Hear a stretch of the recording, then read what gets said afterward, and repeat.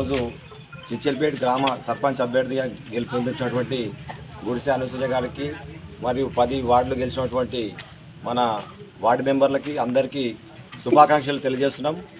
ఇంకోటి ఈరోజు జరిగిన విషయం ఏంటంటే ఈ ఎలక్షన్కు ముఖ్య కారణం చాలా ఉంది.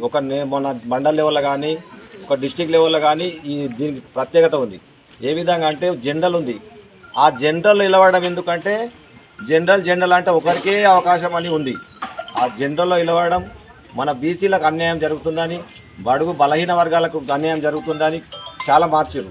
ఆ మార్చినందుకు మార్చిన దానికి ఏముందంటే గవర్నమెంట్ స్లోగన్ గిన బీసీలకు చేస్తాం 42% తర్వాత మాకు రాజ్యాంగ ప్రకారం రావడం వచ్చే 23% తగ్గించి మా బీసీ రిజర్వేషన్ మొత్తము జనరల్ చేసాడు. జనరల్లో బీసీని తీసుకుపోవడం అనే కాన్సెప్ట్ ఉంది.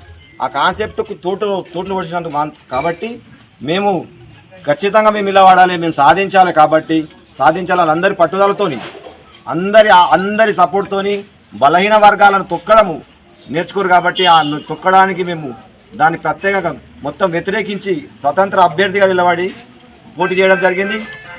వాళ్ళందరి కృషితోని వాళ్ళందరి సహకారంతో ప్రతి ఒక్క సర్పంచ్ అభ్యర్థిగా కాన్సెప్ట్ తీసుకొని మనం ఖచ్చితంగా గెలిచి చూపెట్టాలని గెలిచిర్రు. అందుకే వాళ్ళందరికీ మాకు ఇంత పెద్ద విజయానికి ఇచ్చినందుకు వారందరికీ మేము ప్రత్యేక కృతజ్ఞతలు తెలియజేస్తున్నాం.